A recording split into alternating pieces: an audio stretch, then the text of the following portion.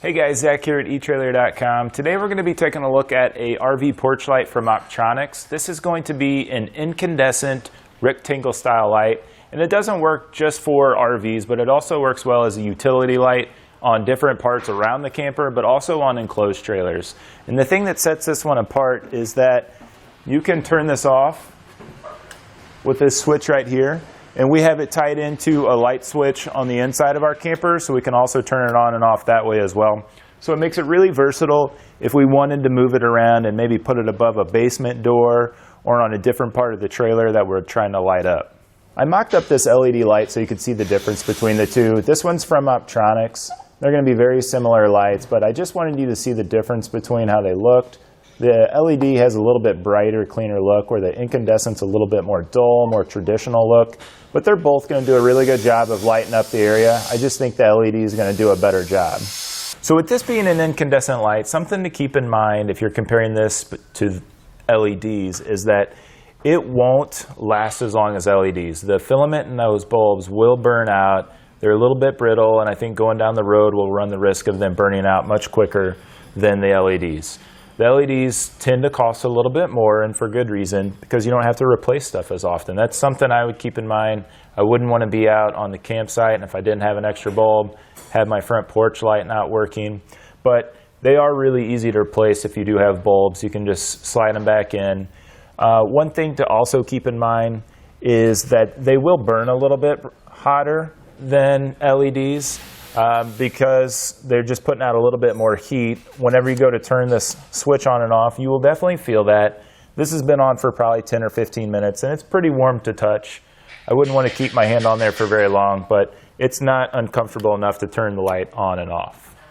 Now, when it comes to the looks of this, it's going to look very similar to a lot of the factory lights. So this makes an excellent replacement light if you've got one that's broken, or you're looking to maybe replace an amber light with a white clear lens like this. Those amber lights aren't as bright, but they don't attract as many bugs, so that's something to keep in mind. And it's going to have a measurement of 6 inches by 3.5 by about 2 inches on its furthest out point there with the depth. That is pretty similar to a lot of lights in this category. So size-wise, it's not really anything different. I think the plastic housing will hold up to most things, you know, if you're comparing it to other ones, but you hit it hard enough, it's going to break. There's no getting around it. And the same thing with this cover. I've broken these lenses trying to replace bulbs before, so it's probably not a bad idea to keep an extra one of those with a bulb somewhere tucked away in the camper, because they will eventually break over time, but it's really easy to swap those out.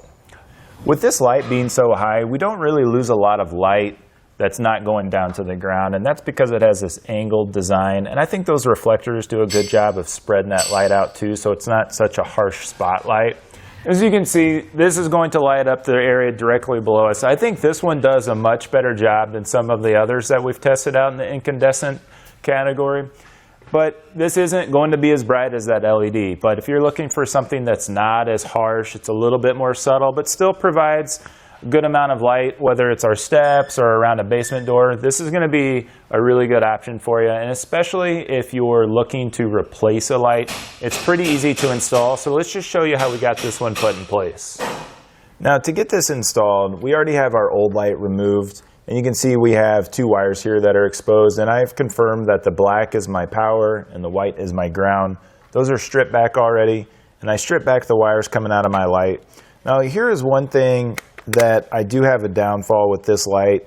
As good of a light it is it doesn't really line up if you're replacing existing lights as well as some do, and that's because of where they have the wires coming out of there. That grommet kind of sticks up.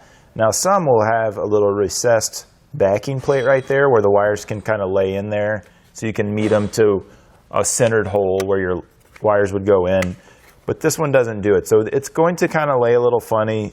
We aren't going to drill a new hole today because this light is just a temporary demonstration for you. But if you wanted this one to be on there permanent, you could potentially drill a hole there.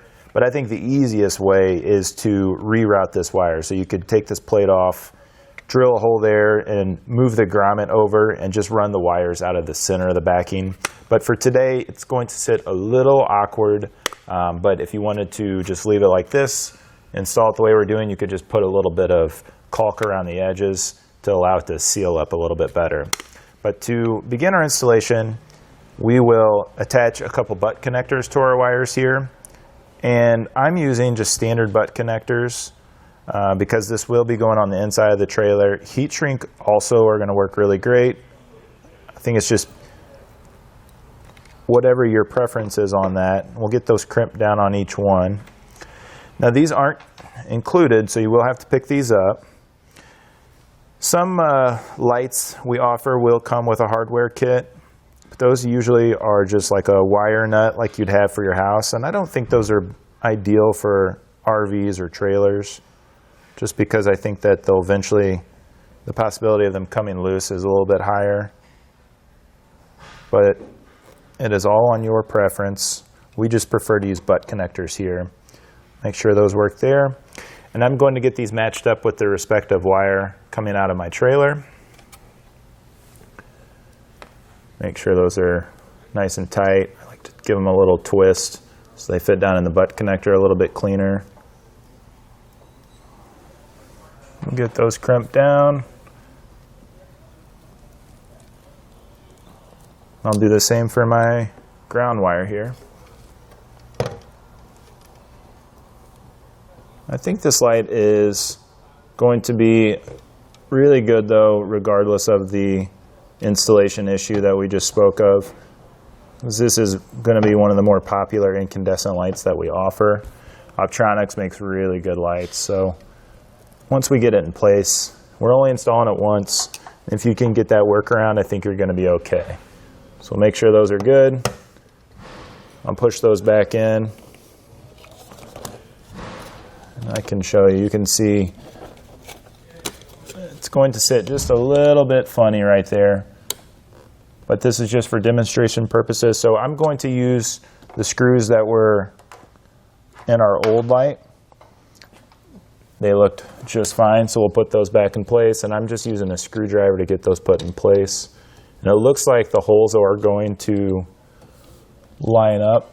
They're very close. So I think we're going to be okay. If they don't, you can just use a small drill bit to get some pilot holes started and then just follow it up with a larger screw to hold it in place. So we can get this last screw put in place. And there's a little bit of space between the housing and that back plate. So we're not like really smashing those wires down, but it's definitely something to keep in mind. So we can get this put in place. Just pops in there. And you can see where this old light had some caulk around it. That's where you'd line that. And then a lot of people like to just do the sides and the top, and they'll leave that bottom opened up. I hooked up power to the camper. We can test this out. You can see, we can confirm that it's working. Now, I think that this is going to be a really good light, especially if you're looking to replace one. It's not too difficult of an installation. You'll just line up those wires. I think that you can probably get past that weird little grommet that's sticking out of the back, and it still has a pretty decent fit. I would definitely put a little bit of caulk around the edges though. But that's going to do it for our look at the Optronics RV porch light.